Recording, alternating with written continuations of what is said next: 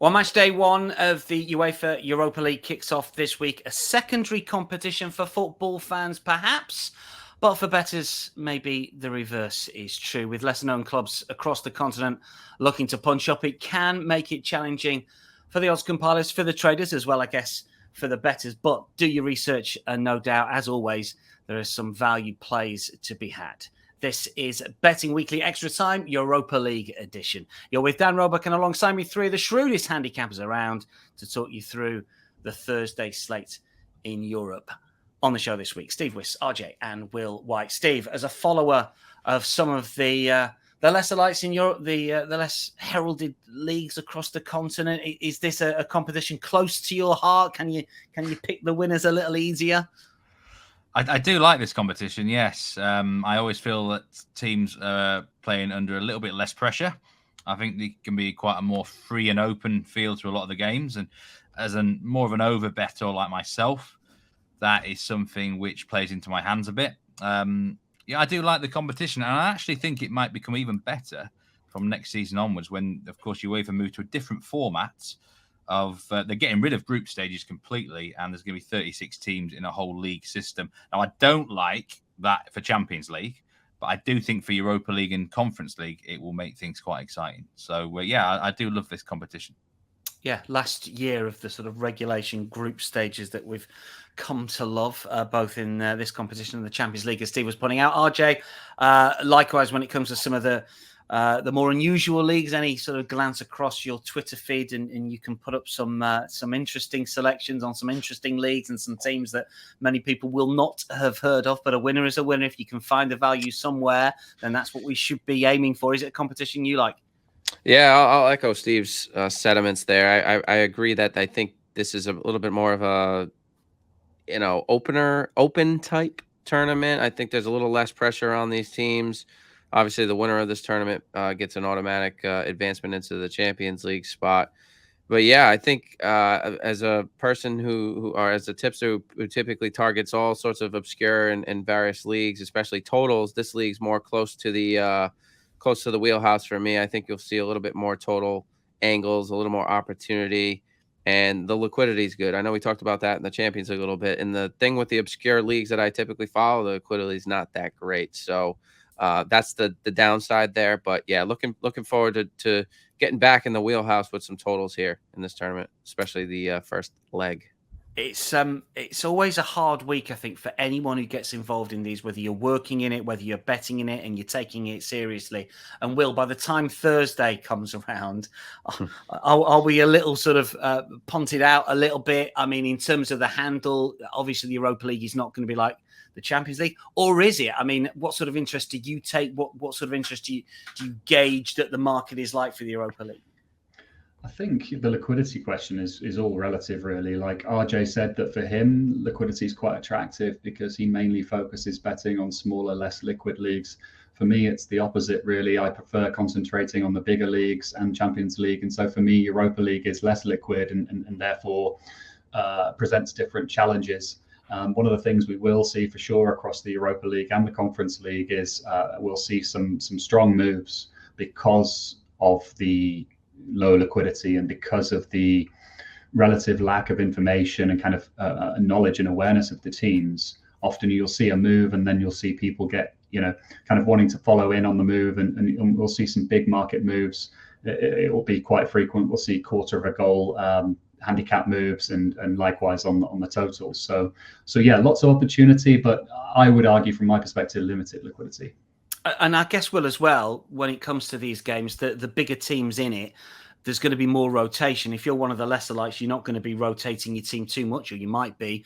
But certainly for a Liverpool, for example, we're going to talk about them shortly. They're bound to rotate here. So team news is key, isn't it? Yeah, team news is key. I think most people have an awareness of the big teams like the Liverpools, and will kind of expect them to rotate, if not the whole starting 11, at least 7 or 8 of their players. But some of the smaller teams, they take this competition very, very seriously, and they'll play their full strength 11. And getting an insight and kind of inside the manager's head is key in competitions like this. Yeah, I always struggle, Steve. It's what is the level here? How far do you go down before that particular team does play at a first choice 11 that they played at the weekend, because you see it in England with the League Cup. You know, even third and fourth tier teams can make a lot of rotation. I mean, what is the level here? French clubs will probably rotate. When we get down to teams in Austria, do they rotate? What's your experience of that? You've got to look at the manager. I mean, for example, in the Conference League, is Unai Emery going to be rotating his team for Villa? Because he has a history. Appear to be, does he? Well, you see what I mean? In the qualification, they went full strength against Hibs and smashed them. So I think the big thing is on the manager. I mean, obviously teams like Liverpool, they are going to be rotating quite a lot, but it's not a guarantee. There's sometimes the philosophy of the club is let's win the group and then we can rest and rotate the last couple of games. So it's really, this is when it can get tricky, because you've sometimes got, it's a bit like domestic cups.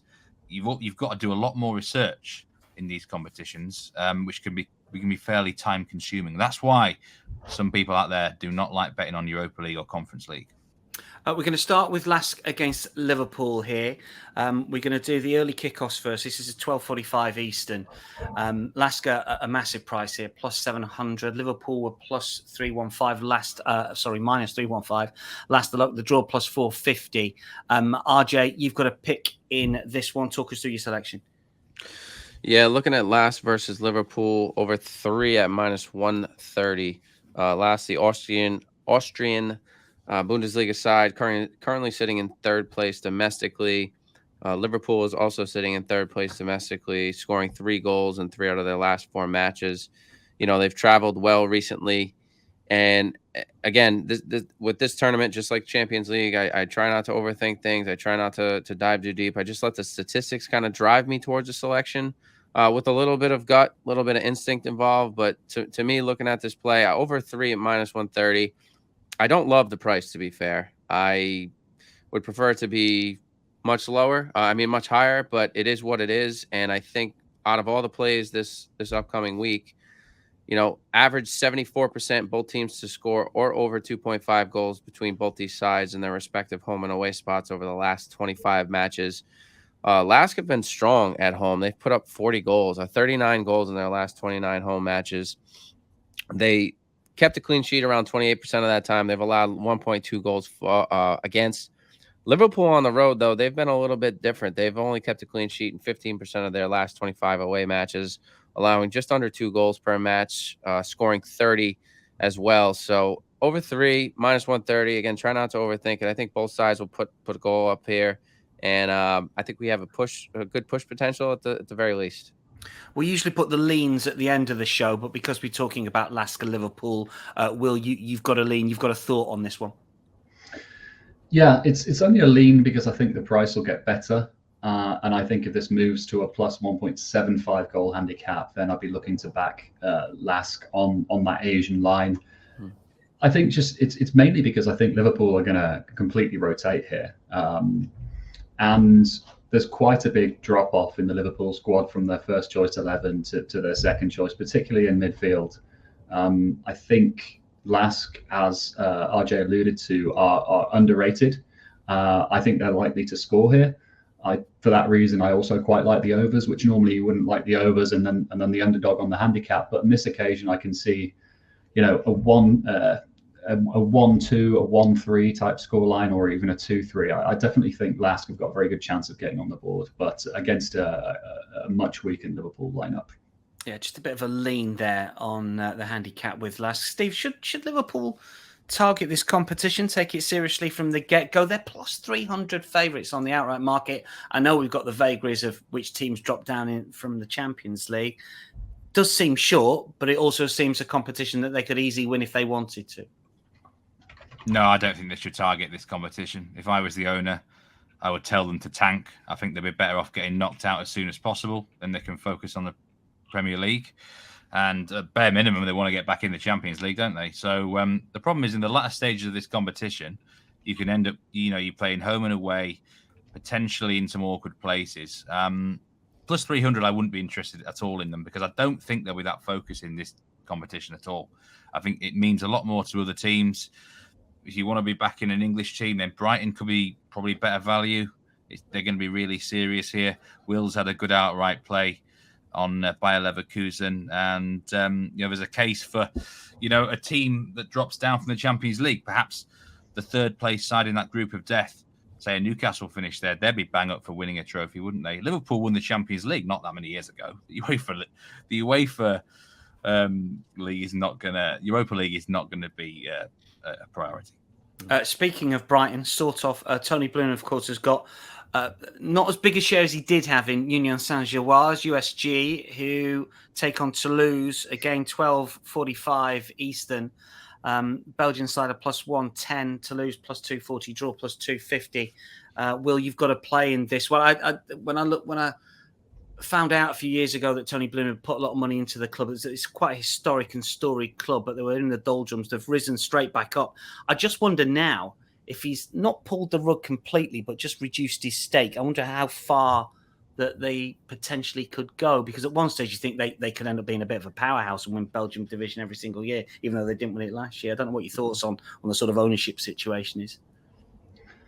If you don't mind, Dan, I'd just like to shout up my Leverkusen pick again in the outside. I've just gone and checked the Bet Rivers website, and I can't believe that they're still +2,000. I know. I mean, after the result on the weekend and it's pretty obvious that they're a far better team this season than they were last season. I've got them rated second best team in Bundesliga now, and there's no way they should be +2,000. But moving on to USG, I see what you're saying, Dan, but I think at the very least the groundwork is being laid right with Saint-Gilloise. This really is a match after my own heart, really. Two teams, the battle of teams that employ a data-driven approach to their transfer policy with a lot of success, particularly at Saint-Gilloise. They were in the Europa League last season, and they came through a very tricky group with Steve's favourite team, Union Berlin, Braga and Malmo. And in the off-season, they did lose one very, very big piece in Victor Boniface, who went to Leverkusen, spearheading the attack there. And then Teddy Tuma as well. I'd argue he was instrumental in their recent success, but they have made some shrewd signings in the off-season. Kevin McAllister has come in from Argentina, who's the brother of Alexis at Liverpool. Koki Machida is a very, very underrated defender. Matthias Rasmussen. Lots of these players from more exotic leagues, and that's the value in the data-driven approach, right? Is identifying talent in leagues where perhaps the big clubs don't focus their scouting capabilities. On the other hand, Toulouse also lost a lot of pieces in the off-season. They're another club that's transfer policy is dictated and driven by data. I'm not so sure they've replaced adequately those pieces in the same way that Saint-Gilloise have. They lost their whole midfield, actually. Spearing, who's since come back from Lens. I'm not sure exactly what went on there. Maybe Steve will be able to shed some light on that. He was only there for a few weeks, wasn't he? It was bizarre. Yeah, it was bizarre. What happened there, Steve? Well, I'll tell you the story there. What happened was he wasn't included in Lens' Champions League squad. Which is a very strange thing. Obviously, new player. Was that like by error, or just no? I think something's gone on behind the scenes. You just don't know unless you're close to the club. But it sounds like it's just one of those where quickly decided it's just not going to work. So they're going to use the Joker transfer to bring it back. So it's bizarre. It is bizarre.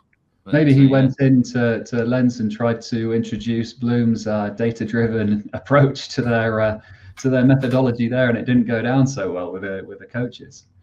Who knows? But he's ended up back at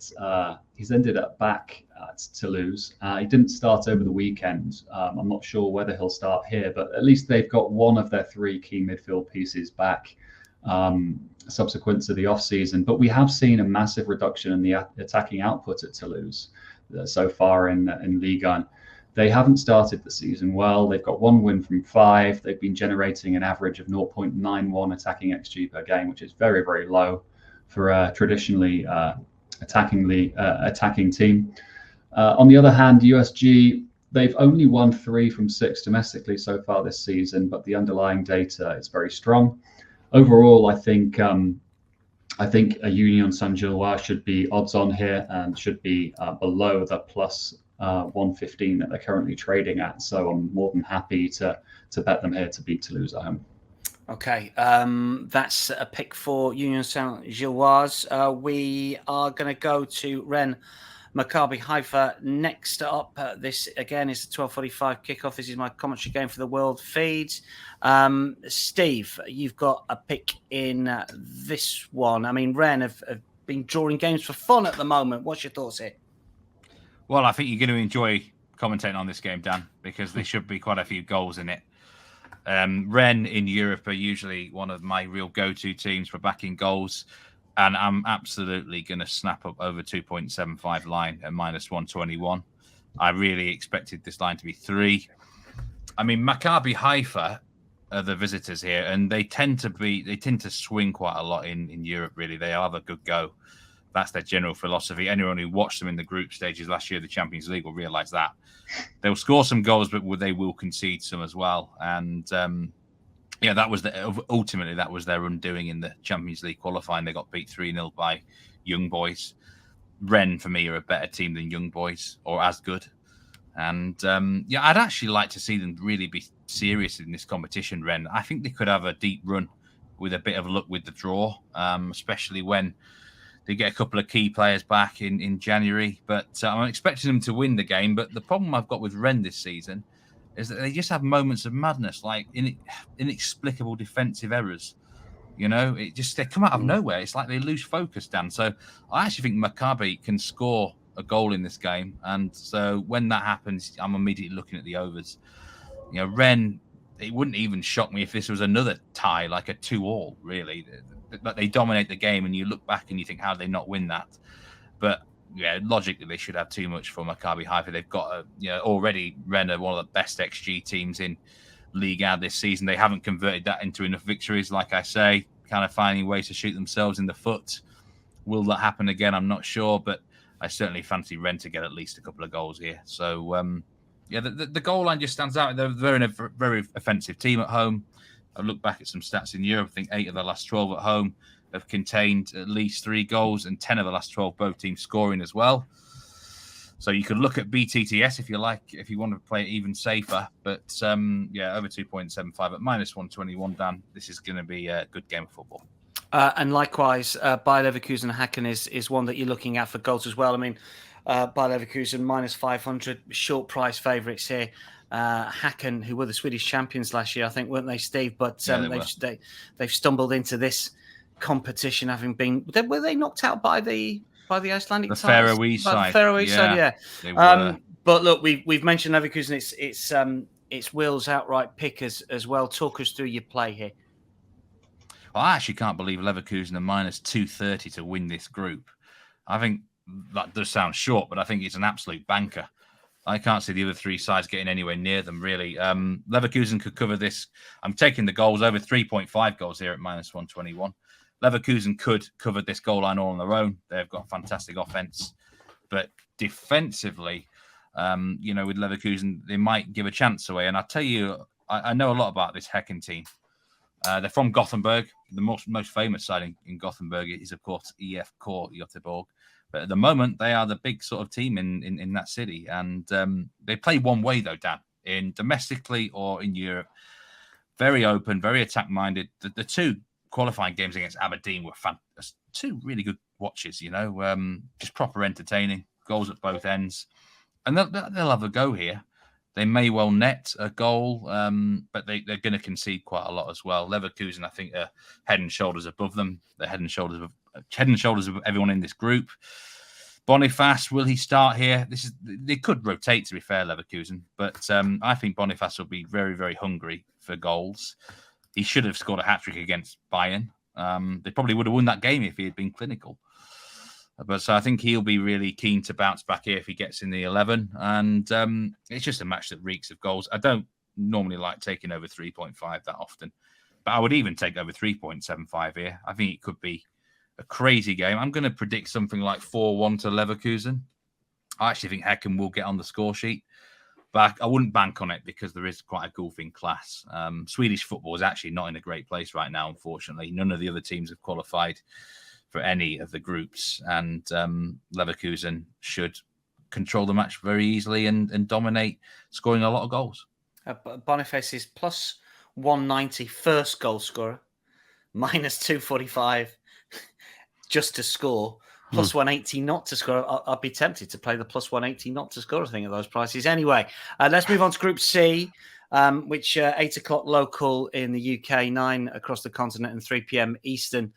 We've got both games covered for you here. RJ's first up with Sparta Prague against Aris. Sparta, a minus 190 here. We've previewed a few games before, RJ, haven't, when it comes to Sparta. We were dreadfully unlucky with one of the games that had all of the goals in extra time, I seem to recall, in the qualifiers. But we're going in again here. Talk us through this one. That's it. We're not shying away, Dan. We remember the bad beats. We don't forget them, but you have to move aside from those. And yeah, I'm looking at over 2.75 goals at minus 115 in this match. So hitting the Asian handicap in line. First place, Sparta Prague. First place in the Czech Fortuna Liga. They scored 24 goals in their first 8 matches domestically. They're the top class in that league.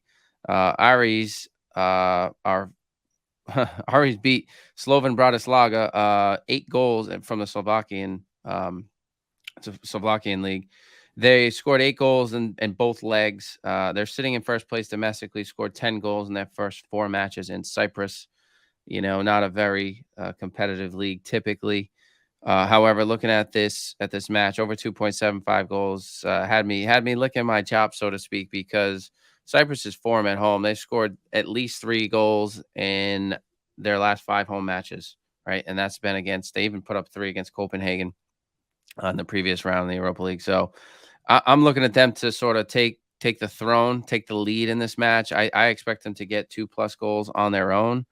And a side like Aris, just on the road, they're going to have to get something out of this match, right? They know that even if they go back home, the Sparta Prague team is not as dangerous at home, and not as dangerous on the road as they are at home. And I think this Sparta team knows that they almost want to end the business here in the first leg and get this taken, or the first round, so to speak. So get this taken care of. And over 2.75 at minus 115 was arguably the strongest total that I saw from this first round.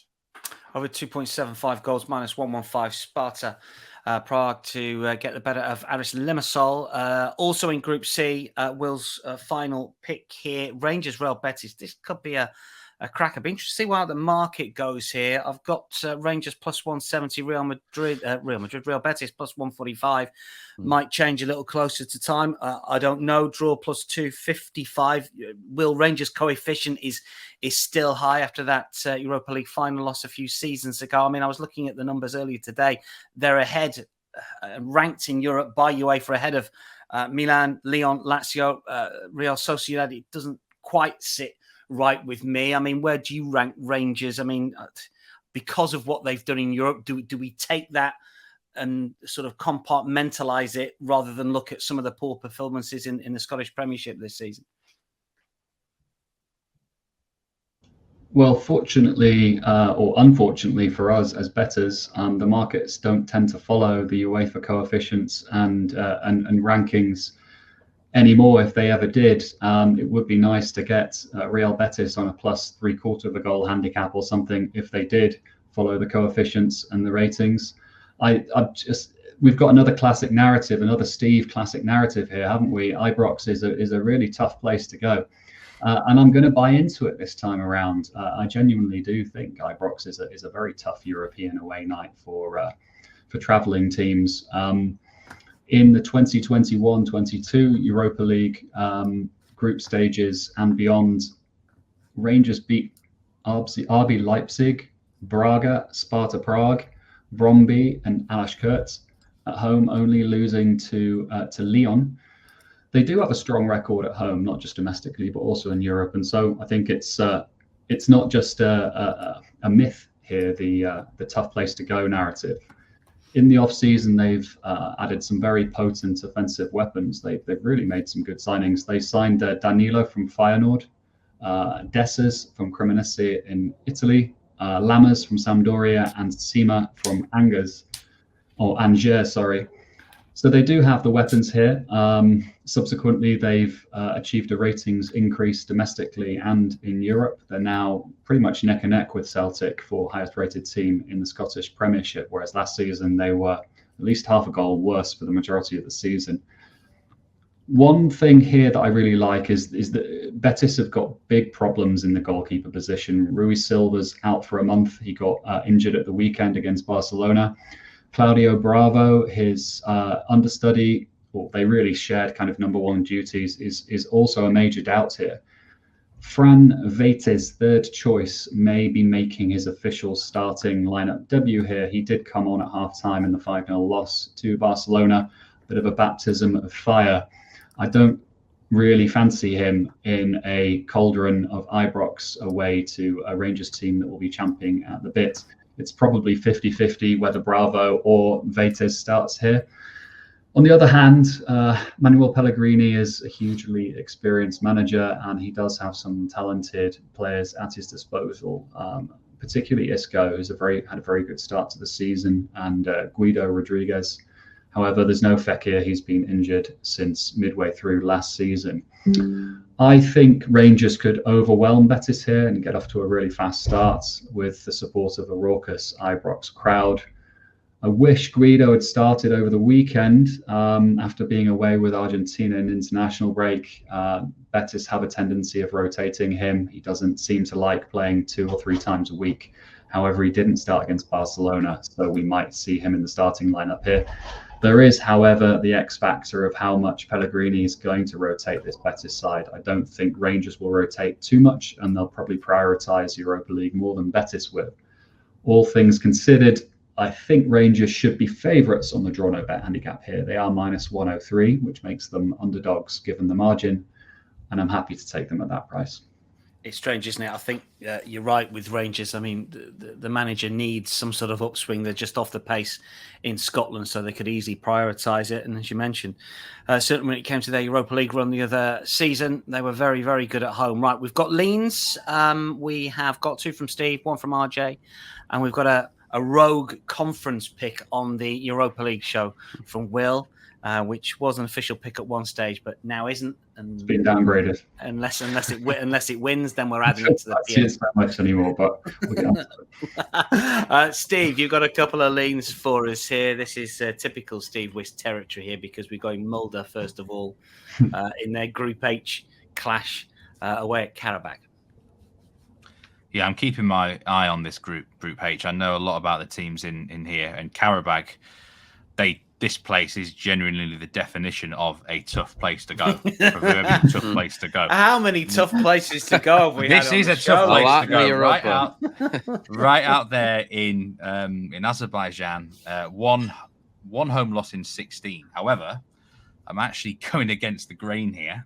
I reckon Karabakh will be quite a popular pick come Thursday, because everyone just presumes they do well at home. But I think Mulder on the plus 0.25 Asian could be worth a go here at minus 120. Reason it's not an official play is I think the odds are quite fair, actually. But I really like what I'm seeing from Mulder at the moment in Norway. Some would even say perhaps that they're even playing the best football of any team in that country right now, even better than Buda Glimt. It's just they had a very poor start domestically, which is why they're probably not going to win the league this year. But they're in a great run of form. We saw them in qualifying for the Champions League. I think they impressed everyone against Galatasaray. Perhaps were unlucky not to qualify for the Champions League group stage. Now, if they play like that again, I think there's every reason they can get out of this group. In fact, I actually think they'll finish second in it. And it's really important they don't lose this game in Karabakh. Karabakh, I watched them in that against Rakov in the qualifying, and they just didn't quite seem as good as they used to be. I think last year I think there was a much better version of Karabakh. So this is a bit against the grain, and I'm willing to bet against this excellent home record they do have in Europe. But I've got a good feeling it could be a draw. Exactly, to be honest, Dan. They stay unbeaten, but Mulder gets something. Yeah, Mulder on the Asian handicap there at minus 120 with quarter ball start. Yeah, that last 10 minutes against Galatasaray in Istanbul was utterly wild, wasn't it? Servette Slavia Prague for you as well, Steve. We took Servette quite a bit because they played Rangers, of course, earlier on in the qualifiers here. They did seem to be an overside, and anyone who's watched Slavia Prague, even though they didn't win the title last year, they've generally been the best team out of the Czech Republic, I think, over the last few years. Steve, talk us through this one. Well, the lean certainly is over 2.5 goals, minus 106. And I did say when we talked about Servette in the qualifiers for the Champions League that I'm earmarked them for both teams to score and Over's team throughout this whole competition, whatever group they end up in. The problem is, and I'll admit this, I don't really know enough about Slavia Prague. I do follow a lot of obscure leagues, different leagues, but the Czech league is not. You draw the line. You draw the line with the Czech Republic top flight. Yeah, I never bet in that league. It's just so I don't know enough about the teams. So, first round of the competition, I think I'll play it safe and not have it to be an official play. But if Servette, and by the way, Servette have too many 1-1 draws for my liking as well. But I think if they play like they did in against Rangers, against Genk, their matches should be pretty wide open unless their philosophies suddenly change. But with Slavia Prague, for me being a bit of an unknown factor, I'll just have it as a lean only. One lean from RJ. We go to Moldova for Sheriff against Roma here. RJ, this is Group G, and it's an earlier kickoff on the Thursday, 12:45 Eastern. What's the play, or what's the lean? Yeah, the lean I'm looking at is over 2.5 goals at minus 122. The Sheriff side, the Moldovan side at home have been very strong. They've scored at least 5 goals in their last 2 home matches. They have a slew of talent from Nigeria, Morocco. They have a young midfielder from Morocco, played in the France second division for quite some time. I think he's 27 years old. He's been pretty strong for that team. And then you got Roma, right, who are coming off a 7-0 win against Empoli. They clearly had a pep talk with themselves and or the entire coaching staff, because they came out firing against arguably the worst side in Serie A, to be fair. But, it's good to see them have this performance. That's one of the reasons why, looking at this when I was picking out some plays yesterday, is like, do I take a look at this this total? I think it's definitely has legs. It's got potential. I just question what kind of performance we'll get from this home side. They are very stingy. They typically do keep a lot of clean sheets, even against some other highly respected sides. I think Roma will certainly take some points here, but it's more of a strong lean, if anything, compared to the other plays that I selected. Okay, that's a lean for the Sheriff. Roma over 2.5 goals. And finally, ordering off the menu, getting the chef busy with a Conference League pick here. Will goes with Group C for the third tier competition. What's the lean? What's the conference game that we should have our eye on, Will? And what bet potentially could viewers and listeners have in it? Well, I can't say I know too much about FC Astana, but Dinamo Zagreb and FC Astana played each other over 2 legs all the way back in July in the Champions League qualification round. First or second qualification. I think it was the first qualification round. And first leg was in Zagreb. Arguably, when Zagreb had more attacking potency, Ivanusic and others have since moved on. The line that day was set at over under 2.5 goals, with under being a slight favourite, minus 115. Most people would look at the scoreline and think that it was an open game where Dinamo Zagreb really took the bull by the horns and destroyed their opponents. They did win 4-0. However, if you look at the underlying stats, only a total of 1.68 total XG was generated. So I think they overachieved in terms of their capitalizing on the chances they created. I think the market's just overreacted. It's looked at that first game and thought it's going to be a similar story in terms of scoreline without really looking and focusing on the underlying stats. The line's quarter of a goal higher here at 2.75. So I'm not sure if it's a pick or whether it's a lean. It's probably somewhere in between, because I just don't really know that much about FC Astana. But looking at it purely from that perspective, I think there's a lot of value in the under 2.75 goals at minus 108. A shade under even money for under 2.75 goals when it comes to the Dinamo Zagreb game against FC Astana, their third meeting of the season. Best bets, we only had a couple of picks each, but if you had to have one bet, Steve, across the Europa League card on Thursday, what would it be? Yeah, Bayer Leverkusen against Hacken over 3.5 goals. RJ? I'd have to go Prague versus Aris Limassol over 2.75 at -115. And Will? For me, it's Tony Bloom's boys, Union Saint-Gilloise plus 115 to get the job done at home to Toulouse. Love it. That wraps up Betting Weekly Extra Time Europa League edition. Many thanks to Steve, Will, and RJ. Once again, plenty of in-play action, of course, across all of the European leagues, including the Europa League on Thursday night from all of us. For now, though, it's goodbye.